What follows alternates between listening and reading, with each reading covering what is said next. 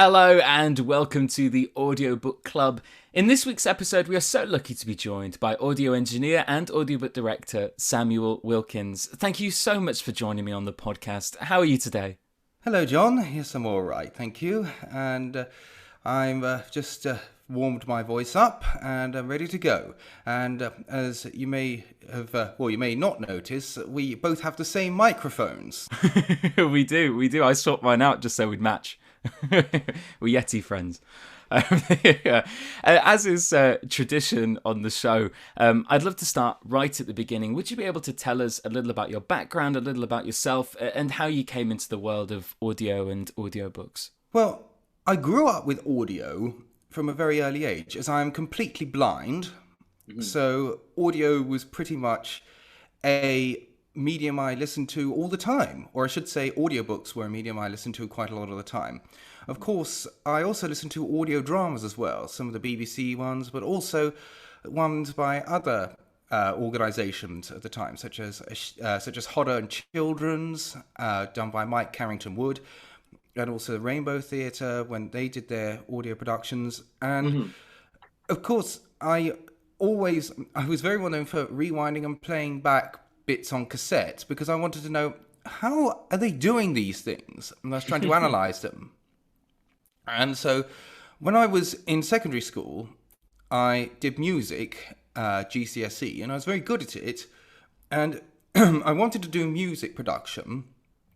And to that end, in university, I got a degree in live and studio sound and did quite a few projects, which I'm very proud of, including doing an album, or I should say an EP, with binaural audio and convolution reverb.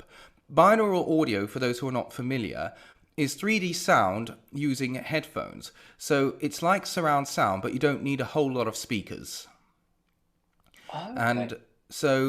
And convolution reverb is reverb that's based around actual sound. So you take a sample of an actual venue, say your favorite church or a concert hall or whatever, and you do that by bursting a balloon or using a starting pistol or similar, and then it uses an algorithm to replicate that sound. So you could even do binaural reverb with that. Yeah. Well, I also did things such as adding music and sound effects to excerpts from audiobooks and radio dramas. For example, I added some music and sound effects to an excerpt of Jurassic Park, read by William Roberts. Sadly, that audiobook's no longer available, but it was a great sample to work with. And after that, I started looking for jobs in music, but then I realised after a bit that I would have to use things such as auto-tune, which I wasn't sure was accessible. And I also found that they wanted very tight turnarounds. And of course, with blindness, tight turnarounds are not always the best option because it takes longer to do things when you can't see.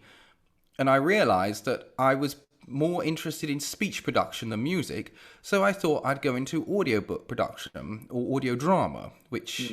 and audio drama is one of the passions I really have. I'd love to go into audio drama. And then what I did was I applied for several jobs and I managed to get a shadowing opportunity with the RNIB where I shadowed a producer. I shadowed Garrick Hagan actually, and it was a great experience shadowing him. And I also got to do some other bits, and I've been working mainly at the moment with the Torch Trust, which is a charity that provides Christian audiobooks for those who are blind or partially sighted. These are read by volunteers, and I've been editing the books. So I've been doing things such as noise reduction because they're not using professional equipment because they're volunteers. So I use noise reduction, and I take out tongue clicks and loud breaths or reduce the loud breaths so that they're still there. And I also make sure that there are no mistakes, or I should say as few mistakes as there can be. So I get rid of those mistakes, or I write down what needs redoing. And so I'm looking to get professional work, and it was about this time last year, probably a bit earlier, that I started on the Sunday Schmooze on Clubhouse, which is an audio-only social network, with Neil Gardner and Morrison Ellis, who have both been on this podcast. Yes. And I hit it off with them straight away. We got on like a house on fire. And I discovered that Neil and I have a similar sense of humour. In fact, one day I said to him, I'm sorry I couldn't be on the last Sunday schmooze as I was away. I only wish I could say I was sorry I can't be on this one. And he knew I was joking and played along by saying, how rude! But that's pretty much where I'm at now. Yeah, that sounds great. There's lots of things that I want to ask you about there. Do you think, so you've mentioned sort of listening to audiobooks and audio dramas, for a very long time. Were you always kind of certain, as well as music as well, were you always certain that you wanted to be a part of the production of those mediums? Well, yes, I did, because I had wanted to do speech production. In fact, I did do a bit of speech in my university where I recorded a children's audiobook of the daughter of one of the English lecturers. And it was a great experience. I was able to tell her when she made a mistake, and I was also able to negotiate with the author. Or I should say, the author was the daughter, and the reader was the mum. And so I was able to negotiate with them on things such as rights and sound effects, etc. But I did want to do speech production as well as music production because I just like the production side of it. I'm not really keen on, I am keen, but I felt that my forte wasn't really in the narration or the actual playing of music, because in fact, I produced for the Torch Trust a best practice guide on audiobook reading, and I realised when I was doing that the outtakes were so frequent that I thought, oh my gosh, I better stick to directing. Because the thing is, I was reading in Braille, and the fact is, when reading in Braille, you have to, you can't scan read a line. You have to read, I should say, word by word. So you can't read several words ahead. If you try to do that and read out loud, you're going to lose yourself. Yeah, of course. It's very slow, and it means you can easily make mistakes. For example, you can say things the wrong way round because you think you know what's coming up, and then you find that's not the case. I mean, you should hear my outtakes. I ended up saying things such as, the accent tab channel, accent tag, not accent tab, you stupid man. And cut one of the legs, no! And at one point I said, no, it's the other way around. You see what I have to put up with? And even, just so you know, folks, I have to do this sentence about 50 times, and I'm really mad about it. That's okay. What about directing audio stood out to you specifically? What about directing stood out to you, do you think? Well, the reason I like directing is because it means you can have a part to play in the audiobook production process, but you're not actually doing the reading, and you're working with someone because you're sitting in front of someone, or I should say in front of the glass, and someone's looking at you. Or if you're doing it over Clean Feed or Zoom, you've got someone on the other end. And it means you can actually read along with the person, and you can spot mistakes, and you can actually tell them if there's something wrong. Mm-hmm. And it just provides a second set of ears, and it means that you are the one who's actually... And a lot of directors cast the books, and that's one of the things I also like. I've actually put together a file of readers that I would use, and I've connected with a lot of people on LinkedIn. Doing that is actually a very good idea, because it means you get to know these people, and you can actually call on them if you need to. In fact, with directing, one thing I like to do is I sometimes role play with actors, where they pretend to read, and I pretend to direct them, and I provide feedback on them. Or I should say feedback to them. And I also ask them to do things such as pretend that you're a really nervous reader and you don't know what to do, or that you're a veteran who doesn't like being given direction and you resent it. And I also say, for example, pretend that you are reading something and you're not comfortable with it. That way, it means that I can actually hone my skills. I can work with these people, hone the skills, and get to know them at the same time. Yeah, yeah. And another thing I try to do as well when directing is to make sure that I tell the person, now please let me know, are there any books you are not comfortable reading, or any boundaries you're not that you have? For example, if you don't like reading multiple sex scenes, that can be a boundary. The type of books I'd like to direct are Christian books, crime thrillers, children and young adult books, and I also like a bit of non-fiction, although Christian books do class as non-fiction. Yeah. A nice group there, a nice a plethora of different title opportunities. You mentioned networking and how that's a really important thing for a director, and having getting narrators on file to for future projects, etc. Now, one way of networking. Now, we actually met during a Clubhouse live show at the Sunday Schmooze, as you've mentioned. Now, that's a great place to network and connect. What impact has Clubhouse made on you, especially in connecting with other audiobook professionals? It's made a big impact. In fact, it's really made me feel as though I'm part of a community when I am talking to the people there. And although a lot of the people are from the US, it's still a great thing to have, because it means that you get encouragement from them. I mean, Neil and Morrison are desperate for me to get into the industry. They are trying very hard, and I really appreciate that. It's really great that they're trying hard, and I hope soon I can work with them.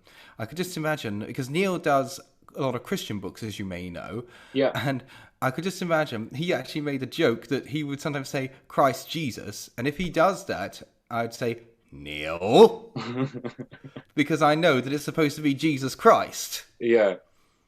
But Clubhouse has really made a big impact, as so has LinkedIn, because that has allowed me to connect with people who might not be on Clubhouse, because of course Clubhouse is still relatively new. Yeah. And it does allow me to connect with other people, such as I connected with William Hope, Mena Boncells. She's a great person to talk to. And Jonathan Davis in the US, who's done a lot of the Star Wars books. Yeah. And a lot of others. Yeah, absolutely. I'm a big fan of Jonathan Davis. I think he's just one of the absolute best, especially over in the US. He's just fantastic. The production process, of course, may differ from the next person. Could you perhaps talk us through your directing process and perhaps some of the accessibility barriers you experience in audio production? Well, what I tend to do, first off, if I'm given a directing job, I will talk to the narrator, and I will ask them about the book and make sure that they're on track with what is necessary. And I'll make sure that I tell them I'm here to help you, not to boss you about. And I'll then ask for a copy of the script in Microsoft Word document format, or RTF. That way, it means that I can read along with the book when the narrator's reading it, and it also allows me to prepare. Now, because I won't be marking up using colours or anything, I will just be reading the book over and over, or rather, I will read it once for pleasure, then I'll do a more critical read later on and look up pronunciations, etc., before the actual recording.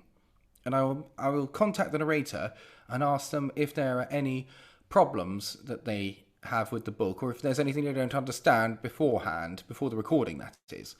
And then when they come in, I will read along, because I have a device called a Braille Sense, which is a Braille tablet, and I can read along with the book as they're reading. And then I will, if there's a mistake, I will mark up with a not sign, and that is for those who are interested, it's a shift and grave accent sign, or grave accent sign, which is just next to the 1. And in Braille, the reason I use that is because it's easy to find, and it means that the editor can easily notice it because it's a punctuation symbol that doesn't appear anywhere else in the book, hopefully. Yes. And it's easy for editors who can't see. In fact, I should say I've tried editing. In fact, I do editing for the Torch Trust. And I find editing is good, but the thing is it does take a long time with doing that because I don't use Reaper for editing. I could use Reaper for recording, but editing is another story because when you edit, in a lot of these DAWs, they rely on you having to use the mouse. And of course, the only other way of doing it is by doing it by time, which is very slow. I mean, try doing that professionally when you've got a tight deadline, having to edit completely by time. So I do that. I do the editing with the... I use Gold... And so I use Goldwave for editing. That way, it means that I can do a start and end marker on bits I want to get rid of and then delete them or silence them. In fact, it's like using an old tape machine. Oh, right. Okay. But one thing to remember, if you want to use a blind editor or partially sighted editor, remember it will take them longer to edit because it can take an hour to edit 15 minutes of audio. Because remember, we can't see the screen. We have to rely completely on our ears. I mean, I've actually challenged a couple of editors, Steve Croft and Dean Allison, who are great editors, to try editing an audiobook when they are with the screen off and only with the keyboard. And they've actually said, no, we can't do that. Or I should say, we couldn't imagine doing that. Yeah, absolutely. And when directing, I prefer directing to editing because you're actually working with someone. You're not just sitting on your own. And with directing, I will sometimes add humour in. For example, when I was doing a role play with reading a book, a Christian book, one of the lines was, "It's painful to watch some of the X Factor auditions," and the narrator said, "Axe Factor," and I said, "Oh, Axe Factor, is that a reality television show involving lumberjacks?" I like to add humour into these things, and sometimes I say, "Sorry, it sounds like you said dweem instead of dream," and at one point I said, "Sorry, you said one. It sounded like you said one Fred of mine instead of one friend," and he said, "Oh, I love Fred." So as you see, I try to add a bit of humour into the directing process, but I'd love to do more directing. Yeah, absolutely. I think it helps as well. It can be, narrating an audiobook can be, sort of awfully, occasionally a little bit tedious and tiring, obviously, with it, long recording days and such. So I think that adding that level of personality in there is a must. It just helps the whole, situation. It puts the narrator at ease and things like that. Save the outtakes if possible, and because I think it would be good to have more outtakes at the end of audiobooks, so listeners can actually see what happens. Yeah. And one thing I also do is I'd speak to the narrator and tell them, because I can't see you, you need to be a bit more verbose with me. So tell me if you're not feeling comfortable about something because I can't see your face. We were speaking before about the RNIB and opportunities they and other organisations may advertise, and I thought you had some really valuable insight about this topic. Would you be able to share your thoughts with us about this? Certainly. The RNIB, as with other disability charities, are still companies or still businesses, and so they have to operate within business recruitment law and employment law. So even though they're non-profits, they still have to operate as though they are for-profit organisations when it comes to employment. And in fact, in some ways it's even more difficult because they have to meet the expectations of their donors. So it's worth asking someone who is blind or partially sighted who wants to go into the production process, have you tried the RNIB or the NLS in the US? The NLS is in the US, the RNIB is in the UK, not the other way around. But do be prepared for them to say, yes, I have, because the RNIB is not required to employ those who can't see. In fact, they have turned me down several times, but it's understandable because there are a lot of people going for the same job of producer. Yeah. And if they were to employ every blind person, it just simply wouldn't work. They wouldn't be able to provide the money. They wouldn't have the money, I should say, to do that. And it's the same with the NLS. They cannot provide employment opportunities for everyone, I should say, who is blind or partially sighted, because they simply don't have the resources. So it's worth remembering that the RNIB and NLS are good starting points, but be aware that they may say no, and they may not offer training opportunities because they might not have the resources to do so. Yeah, absolutely. I think that's really, a really valuable insight and something to really keep in mind. Now, we've spoken about the difference before, over email before recording, how the difference between audio drama and audiobooks are often blurred. Now, people don't really know kind of where to draw the line between the two, especially as both mediums sort of expand and grow and things like that over time. I'd love to hear your take on this and how your process adapts between the two. Well, I haven't directed any audio drama yet, although I'd love to. But one thing I will say is that audio dramas as audiobooks are not new.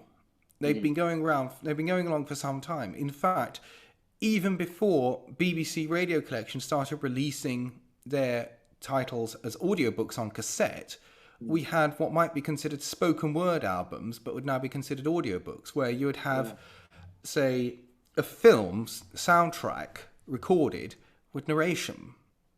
And they did this with MGM, and also in the 1960s they released those sorts of things on LPs. In fact, the Century 21 record label, who had things such as Thunderbirds, they would actually release abridged versions of the stories with in-character narration. And those would have been classed at the time as spoken word albums. But now I would think they are more audiobooks. So these things have been going on for some time. And I don't think there is really a line between audio drama and audiobook anymore. It's really been blurred. And I personally think with audio dramas and as audiobooks, it can be done, and it has been done. And it's great when you have a really good audio drama because people can listen to them at any time. And it means that they can go onto their favourite audiobook platform and buy them. I mean, even the Doctor Who's that were considered the missing Doctor Who episodes, Mark Ayres, who actually produced them, he classed them as audiobooks. When he had narration of the missing Doctor Who episodes with the soundtrack, he classed them as audiobooks. Yeah. And so it's worth remembering that audiobooks don't just mean a single voice narrative. They can also include multi-voice narratives. In fact, one of the prime examples of a multi-voice narrative is the His Dark Materials trilogy, which was directed by Garrick Hagan, who I mentioned earlier. And in that one, you have a main narrator, in this case Philip Pullman, and all the characters are played by different actors. And that is the sort of thing I would love to try directing a multicast drama like that. Because I could actually fill in, if, for example, you have a narrator recording their bits, I can fill in the actual dialogue, because I do fancy myself as a bit of a narrator, even though I wouldn't actually do it professionally, so I can provide that for them. Yeah, absolutely. I've been lucky enough to be involved in a full cast audiobook production before, and they are so much fun. Really just getting stuck into one character as opposed to, narrating a set of them. It's quite addictive, really. As an audiobook director, when either working with a narrator yourself or even listening to an audiobook for pleasure, what do you look for in a narrator's performance that sets them apart? Are there any certain aspects to a performance that make you think, whoa, this person really knows what they're doing? Well, what I like is, because I've grown up with audio drama, I'm a bit spoiled by it. But I like a narrator who can really bring an audiobook to life and make you think, I'm in the middle of the action. So I don't mean over performance, but what I do like is really going through and using your vocal range and making it sound like you're in the middle of the action. I mean, the best readers, I think, are those who genuinely shout when you actually have lines that are shouted, and who really go for the emotive side, who really do it as a performance. Because let's face it, audiobook reading, as fiction books, that is, for fiction books, is pretty much a performance.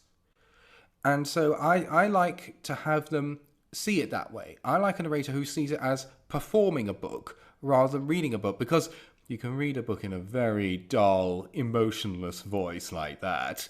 Yeah. But that's not really telling the story or performing it. Whereas I actually like to see someone, or I should say hear someone, really perform the book and put their all in to make it almost a one-man show. In fact, I've heard people doing this and I thought, oh my gosh, in fact, that's great. In fact, when they were originally done on cassette by Chivers and other companies like that, I miss good old Chivers, they would do that. They would really put in the performance. Yeah. Yeah, I get that. Have you any advice for narrators on how to be, the perfect colleague for a director? What can we do to make you want to work with us again? I would say, speak to us, be honest with us, and actually get to know us, and allow us to get to know you, and don't take our direction as just being bossy, because sometimes directors can be a bit bossy, but the idea is that we are acting as a listener and we can hear things that you can't.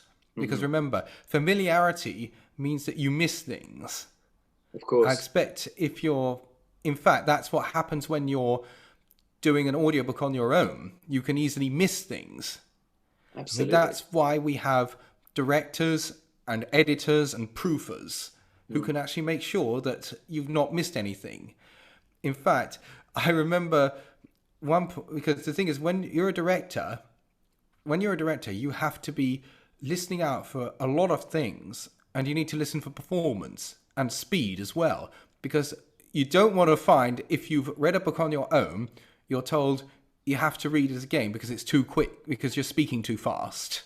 In fact, when I was editing a book, there was a mistake that could have been avoided if I had been directing it, which was a major mistake. The actor, or I should say the volunteer who was narrating it, he had to read this sentence: "Sin is not junk food, where you have to be careful how much you have, but it's fine as an occasional treat." Unfortunately, the actor missed out the word where. So it ended up saying, sin is not junk food. You have to be careful how much you have, but it's fine as an occasional treat. And I thought, oh my gosh, he should have... I think he's going to be really upset that he missed that. Yeah. Yeah. Oh, absolutely. Absolutely. Well, yeah, it's the thing, if you narrated a book and it's got 120,000 words in there, you're not going to get every single one of them right, or you're not going to get them all in the right order. You just have to accept that as part of the process. And that's, as you say, that's why directors and proofers and editors are so valuable and worth their weight in gold, I would say. How could the industry be more inclusive? How can production studios and the rest of us be of use to better the accessibility issues that we currently find? Well, I think the best solution would ideally be for the companies who make the audio software, plugins and hardware to make them accessible in the first place. But of course, that's not going to be a reality. So what we can do is, the publishing industry in general could slow down to allow people who have disabilities more time to do things such as edit and proof And also, it's worth talking to people who are blind and partially sighted, and actually saying to them, now, what do you need? How can we best support you? Because everyone's needs are going to be different. Because I would need a screen reader, and I would need to be able to use Reaper, because although I could use Pro Tools, it's very slow. If the best solution would probably be Reaper with or without a control surface. If I have to use Pro Tools, I prefer to use a control surface with it, because if you don't have a control surface with Pro Tools, it can be very slow. It's doable, but it's slow. And also, I think what it requires is for the industry to lobby the audio companies who make the hardware and software to be more accessible. And it would also be good for audio production companies to get in contact with universities to ask postgrad students or third-year students to actually help those who want to set up an audiobook studio, or I should say set up equipment for directing, or I should say for production, so they can set up the equipment with them. Because let's face it, not everyone has mum and dad to set things up for them. Yeah, no, that's very true. Yeah, that is actually something that people forget, that people with disabilities do not have support at their beck and call. And so one of the piece of advice I'd have is don't pass the buck. Yeah, I think that's quite profound. I think there needs to be a lot more, let's face it, a lot more thought to be shown across the whole industry, really. Yes, and another thing I'd suggest you do is provide positive action. Now, that's different to positive discrimination.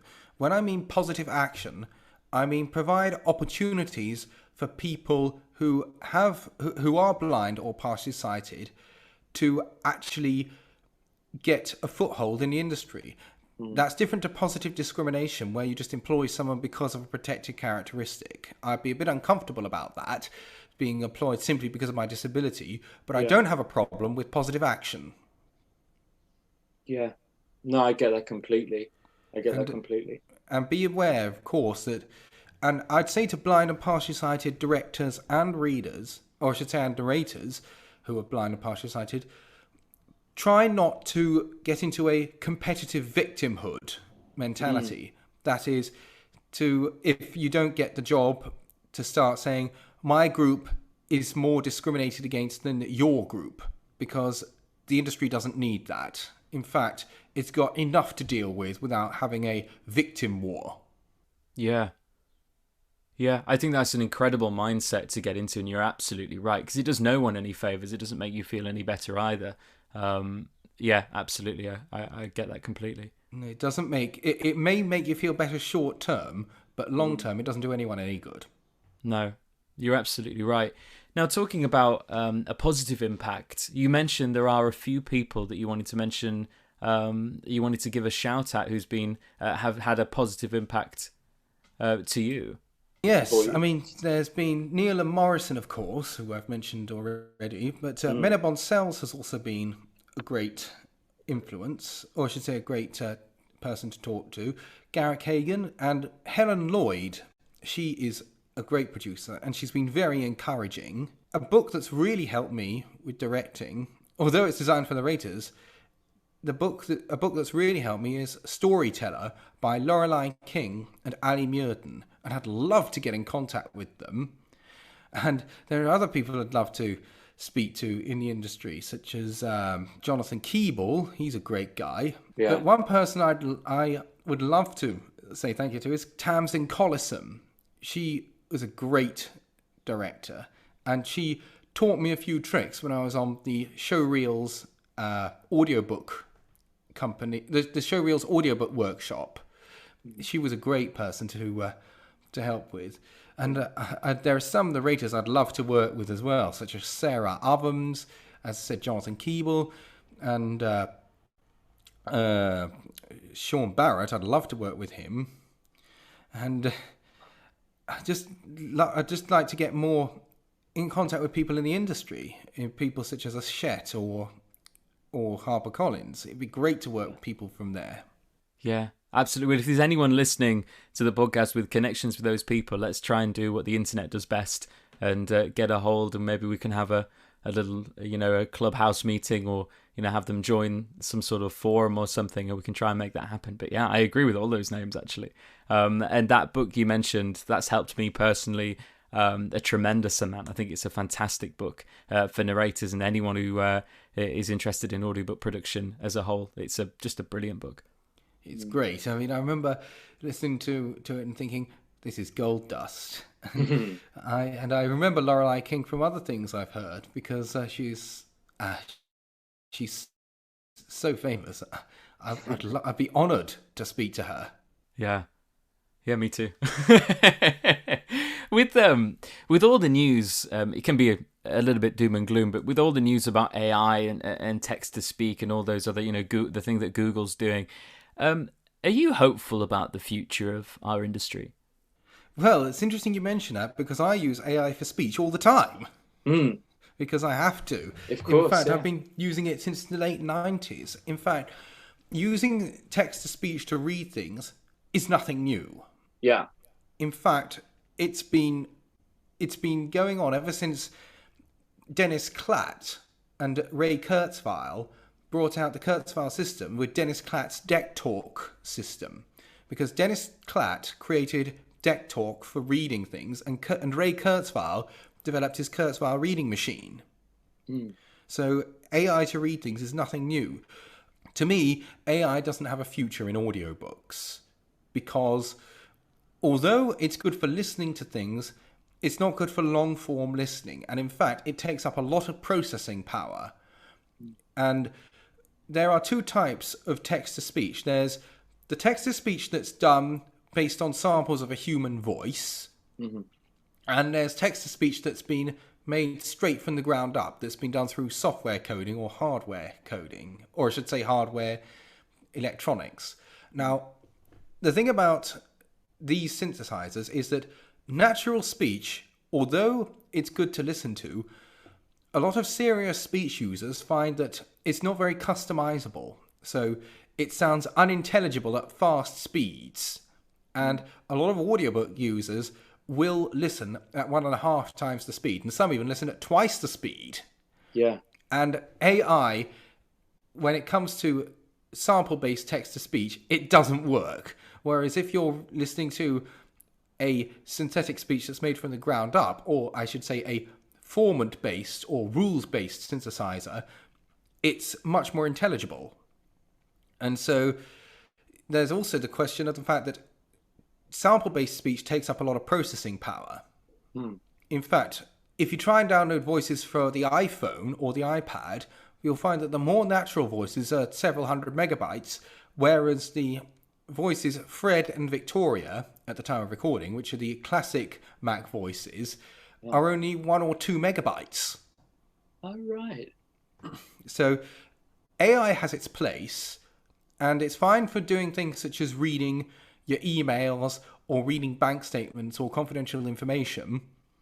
So I don't have a problem with that, but it's not good for audiobook reading. I mean, who wouldn't want, say, Martin Jarvis as your synthesizer for your screen reader reading out your bank statement, or Jonathan Davis reading out your text from your girlfriend? I would love that. yeah, I'm fully with you on that one. Yes, but of course, that is a good use of AI. Yeah. But of course, as I said, it's all about moderation, as with most things in life. There are good parts to it and bad parts to it. I think you've hit the nail on the head. That's really interesting to hear your take on it. And I agree with you completely, actually. We just have time for one more question. And Samuel, it's been such a pleasure to talk to you. To finish us off, is there any upcoming projects, anything approaching in the diary that you're excited about? Perhaps a project we can look forward to? There's nothing coming up, but I would love if we could actually do more. I'd love to actually get in contact with people and do more networking. If there are any networking events for people in the industry in the UK that are in person, please let me know, and I'd love to come. Yeah, I second that. Because there's so much stuff going on in the States, isn't there? So many, narrator workshops and just production workshops and meet and greets and things happening all the time. It's hard to not get a little bit envious of the fantastic groups that are meeting up out there. And I'm not prepared to fork out £1,000 to go to the No. US, especially as I'd need someone with me. Well, if there's anyone listening who is having a meet and greet, or maybe we could even plan one ourselves. Maybe we could do a Sunday schmooze meetup or something. That'd be great fun. Then you should definitely get in touch and we can see what we can do. But yeah, thank you so much for joining me on this episode, Samuel, and taking the time out of your day. It's been a real pleasure to chat to you. Same here. So that just about does it for the episode of the Audiobook Club. All of the relevant links to social media accounts and websites, etc., will be linked in the description in the show notes. Thank you so much for making us a part of your day, and another huge thank you